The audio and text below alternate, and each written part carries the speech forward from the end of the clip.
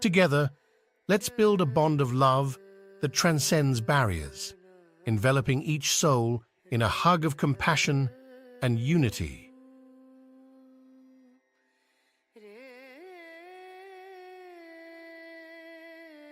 David Brower was a smart man. He said, capitalism is a great idea. We ought to try it. By that he meant recognize the value of trees standing, of oceans thriving, of the many things that we rely on, the web of life that supports us all. That has value too, and should be figured into any economic model. I think in all this, the biggest problem is this idea in human mind that every other life is here to serve us. That idea needs to go. This is a religious idea which has gotten into everybody's heads. I've lived in jungles.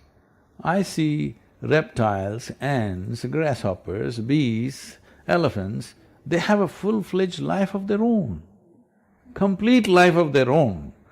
And how come we think we are the only life that's worthwhile here? This is a wrong idea that's gone into human head. Every other life is here to serve us.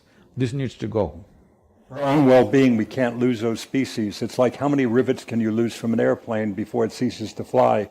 For our own well-being, for our own survival, we need that web of life to live. If we lose the bees, the pollinators, we know what that will do to our food supply. We've seen what the loss of trees has done around the world. We need all those many species. They keep us all aloft, they keep us all thriving. Some of the studies show that if all the worms disappear right now, all life on the planet will disappear in 18 months' time. If all the insects disappear, in 3.5 to 4 years' time, all life will disappear. But if all of us disappear, the planet will flourish. So we must know what is the significance of our life with theirs. All this should be figured into economic models, as you wisely did with the Rally for Rivers. You went and involved the economic agencies and what have you. Because when you look at the cost of this home, for instance, people normally look at the cost of the home as labor and materials. That's the cost. What's the cost of running the home? The cost of running this home over its long life, it's built out of steel, will be a fraction of what it would be with a normal home. So the cost of the home, to look at just the cost of labor and materials, that's like looking at an iceberg, just the piece above the waterline. The piece below the waterline is huge. That's the cost of running the home, and there's an economic case to be made for that, I think. It should be. Right now, the way we are running our homes, our commercial establishment, our cities, in my opinion, tell me if I'm wrong, I think it's 70% just waste. With 30% we could do pretty well. Just maybe we have to walk a little more, or we have to do a few more things, and we would be much healthier and fitter by doing those things. We don't have to simply walk on the treadmill, we could walk on the street. If people came from another planet, could you explain that to them, where you get in your car and you drive to the gym, and when you get to the gym, you get on a bicycle? Would you be able to explain that to somebody? It's nothing if not amusing. What vision can you see for what could happen on this continent that is somehow similar to what happened with the Rally for Rivers? Is there a vision that you have for what could happen here? See, in comparison, if you want to see between India and North America, because you said the continent, right? Not the country, okay. The population and land ratio is extremely good here. So here, I think right now the most important thing that America should do is, I was today morning also speaking to someone about this. See, for whatever reasons, America has kind of found a leadership position in the world, not just as political and military power. See, today if you go to most parts of the world, at least in the urban world, everywhere, in India, in China, in any part of Asia or Africa, if you look at people, you stand on a main street and look at people below their knees, they're all wearing blue denims, 50% of the people at least. So if America wears blue-colored clothes, everybody is wearing blue-colored clothes. If you put a hole in your trousers, everybody's putting a hole in the trousers. Not worn down, they're putting a hole. Even a kindergarten child knows this machine runs on oxygen and expels carbon dioxide. But if you pump carbon dioxide into your bottle and say this is the real thing, the whole damn world is drinking it, okay? So, there is a leadership position. It doesn't matter what you do the right thing or the wrong thing, somewhere the world is following. So you must do the right thing now. This is your responsibility because you have a leadership position. If you do the right things, the world will do the same things. Very easily it can be done. So, one reason I'm spending a certain amount of time in America is, right now in America everybody is drinking alcohol, whole world is trying to drink alcohol. So for example, in India 25 years ago, not even 6 to 7% of the people consumed alcohol. Today nearly 60% of the people are consuming alcohol in a matter of 25 years because they think it is modern, it is fashionable, if they don't drink they're left out of life. And the drugs are also coming in equal proportions. If America meditates, the world will meditate. When are you guys going to do it? That's all I'm asking. So, ecologically also, America needs to do the right things. Right now, one of the biggest concerns is the plastics. See, people are thinking plastic is some kind of an evil. No, plastic is a fantastic material. It's one of the best things we have produced in all these years of whatever we have done because you can reuse this 1,000 times if you wish. Only problem is right now, plastics are of different grades, all kinds of things, everybody is doing their own thing and you cannot recycle them together. If you recycle them together, it becomes downgraded and it just goes waste and then you don't know what to do with it. If you fix a certain grade of plastic as a compulsory usage, nobody in America can use any other plastic than properly recyclable plastic. Whether you take a Coke bottle or you take a vegetable crate or you take some other package, everything is same grade plastic. If you do it by law, it's going to cost you a little bit. But if you do that, then everything can be recycled effortlessly.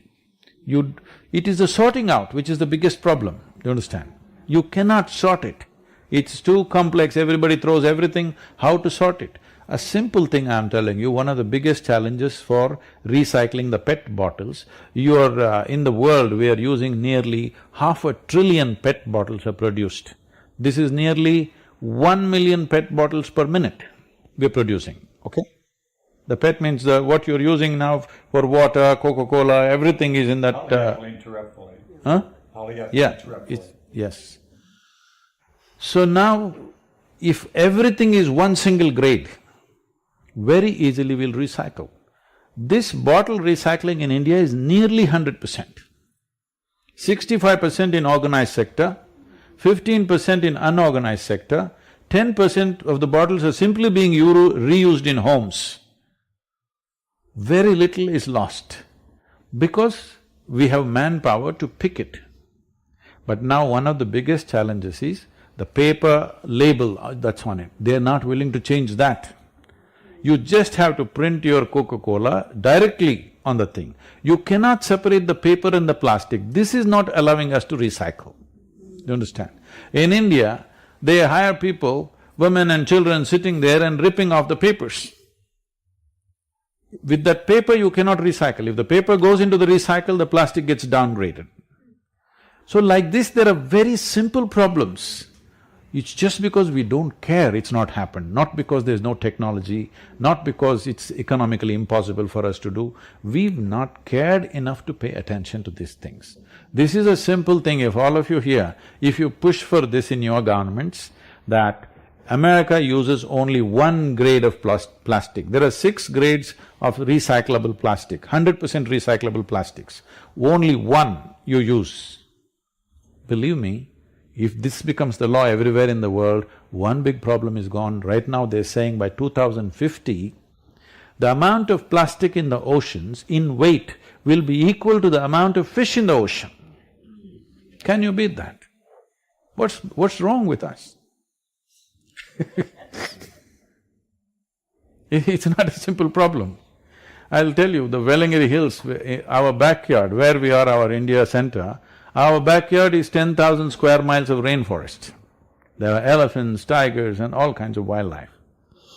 There is one pilgrim place where people climb up and go down. This is only once a year, 2 months, lots of pilgrims, nearly 1 million pilgrims go. So they were just throwing plastic all over the place. Some elephants died, lot of deer died. Then we decided, we will stop all the pilgrims at the base of the mountain and give them a cloth bag. Take away all their plastic bags and give a cloth bag. A few businesses came and supported us with, whatever they printed their complimentary bags and they gave. And we went up the mountain with about 6,000 volunteers and we brought back 18 tons of plastic just in the form of covers, okay? Just the covers. These covers float around and unknowingly the animals just eat it and it gets stuck in their esophagus and they die because of this. So this we stopped by just putting a cloth bag. What does it cost us? Nothing, okay? It costs us really nothing. Just a few handful of small businesses come together and sponsor these bags and it's a done thing. And this bag is reusable, they can use it 25 times, it's a cloth bag. So these are all simple solutions, it's not some great technology is needed, just attention is needed, human attention is missing.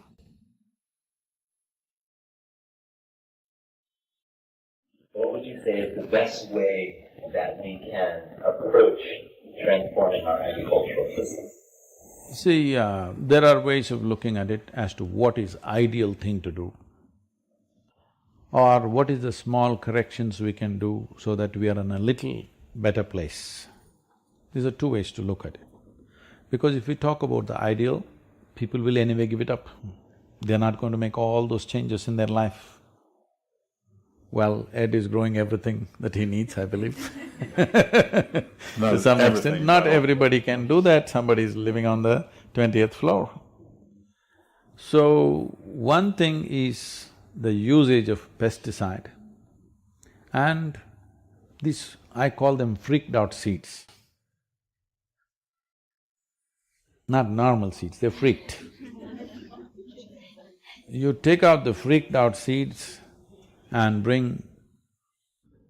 reduce the usage of pesticide and fertilizer. If not getting rid of it, at least let there be a law, in 10 years' time you can use only 50%, in 20 years' time you can use only 20%. This must happen. If you don't do this now, the worst thing that you're doing is, you're taking away the insect population. If you take away the insect population, believe me, there is nothing you can do on this planet. They're not small. They're small in size, but their role on making of this planet is very, very big. So, we've been spraying insecticides from airplanes. The most criminal thing we have done is this. From airplanes, we've just sprayed large scale, killing everything. This is chemical warfare. This is not agriculture. All this comes from that fundamental idea which I mentioned earlier, that we think we are the only life. Everything else is subservient to us. We can just mass murder everything and somehow have a con for ourselves. It's very conny. Now, the important thing is, this is not going to happen out of people's awareness. I don't believe that. There must be laws. Clearly we must set forth. From today, in 5 years' time, 25% of the insecticide that you're using per hectare must go down. In 10 years' time, I'm just saying off the cuff, the numbers can be arrived at for different crops. But for different crops at different levels, we must say it must go down like this and aim at 30 to 40 years' time, there should be no pesticide, no fertilizer, everybody must produce the necessary organic material to grow a crop. If you don't do this now, we may not all die, but we will suffer immensely due to variety of problems in our systems, physiological and psychological problems. Just see the number of problems we are going through. See, you take United States as an example, considered to be the most affluent country on the planet. Why does an individual human being seek affluence or a society seeks affluence? On the first level, it is a choice of nourishment. I can eat what I want. When a man is poor, he seeks affluence because choice of nourishment. Once that is taken care of, it's a choice of lifestyles. So a society which has an enormous choice of nourishment and lifestyle spends $3 trillion on its health care for 300 million people. This is a crime against humanity. Because to be healthy, you need chemicals. To be peaceful, you need chemicals. To be joyful, you need chemicals. For everything, you need chemicals. So, if this is not cut down, forget about the people who on the backstreet drugs they're doing, but what about the mainstream? Today, the pharmaceutical industry in the world is larger than food industry. Can you beat it? We're consuming more medicine than food. What's wrong with us? In this 60% of the consumption, I believe, is in United States. The wealthiest nation on the planet is not healthy because they don't know what to eat. Everything they eat, they've poisoned it themselves.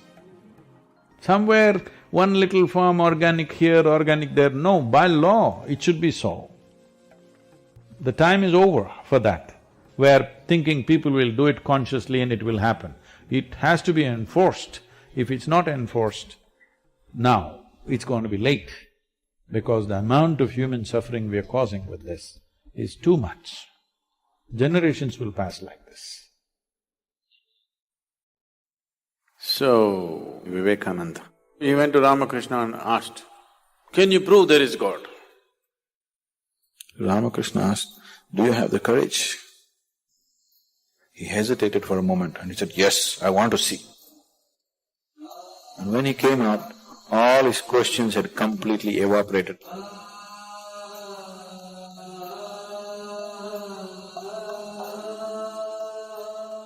You heard of Swami Vivekananda.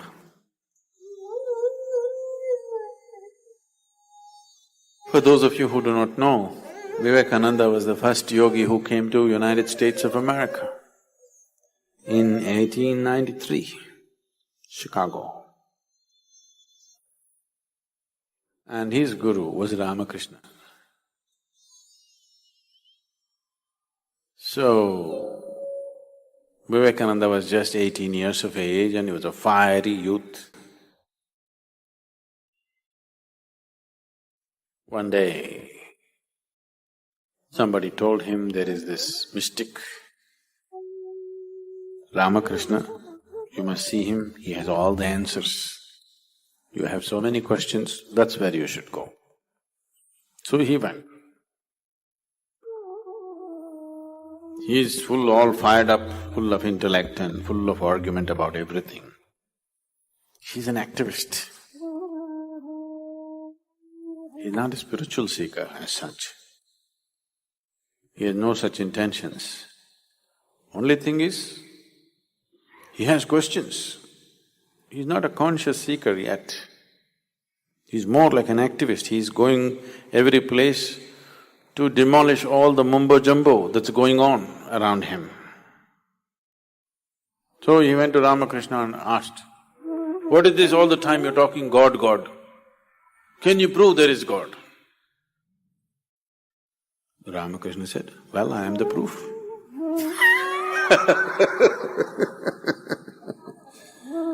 So it just deflated him completely. He was expecting all those head-spinning arguments. Ramakrishna said, "Well, I am the proof. I'm here. This is the proof." Then he made the mistake of asking, "Can you make me experience whatever it is?" Ramakrishna asked, "Do you have the courage?"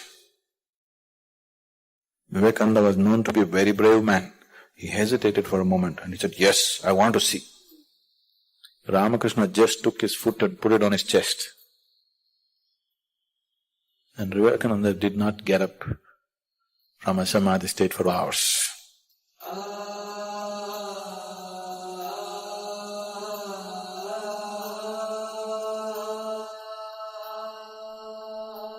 And when he came out, all his questions had completely evaporated. After that, he didn't ask a single question.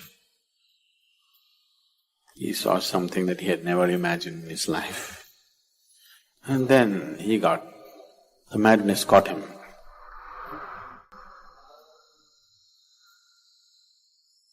Ramakrishna himself, if he was left to himself, nobody in the world would have ever heard about him because he had no means to communicate with the rest of the world. He had no way of reaching out to people. He was incredible. Not cunning enough to operate with the world. Does not have the necessary will to do anything with the world. So he chose Vivekananda as his way. He took Ramakrishna all over the world. There have been hundreds of Ramakrishnas, but you heard only of one Ramakrishna because of somebody like Vivekananda.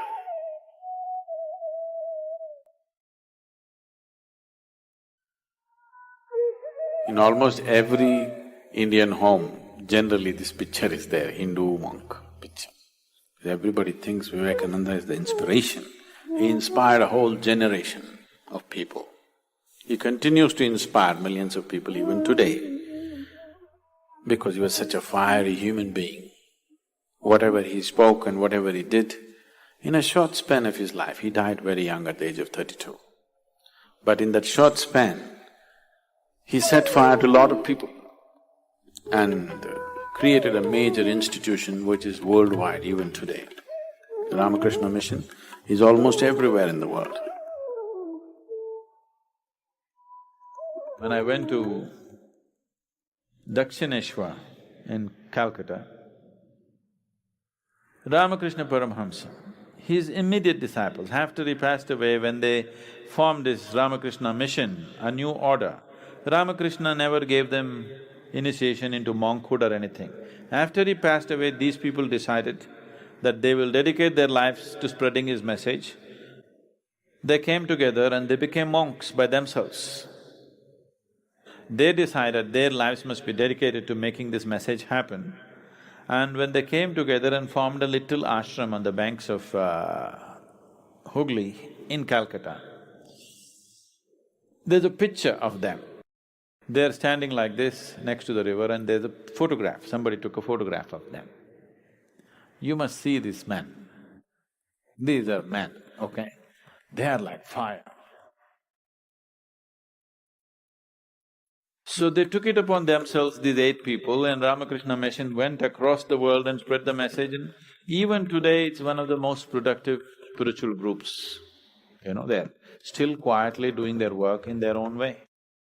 The only and the worst crime that you can commit in this life is you did not explore the full depth and potential of life. If you have to live well, your intelligence has to be deployed. There is no other way. How to overcome this fear? You cannot overcome something which does not exist. My grandfather gave me an article written by you. Yeah, I'm not that old as your grandfather. What, according to you, is being successful in spirituality? This is the most sophisticated machinery on the planet, this human mechanism. If this mechanism is made such a way that half the time it's in maintenance, you cannot call it the most sophisticated. I want you to know the power of another kind of science, the yogic science, through which you can become a master of your own destiny. If you want to experience life, if you want to know life in a deeper way than the way you're experiencing right now, if such a longing has come, then there are other ways to do it.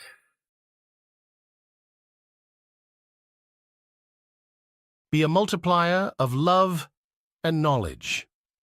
Share this video with those you love, and together, let's spread light throughout the world.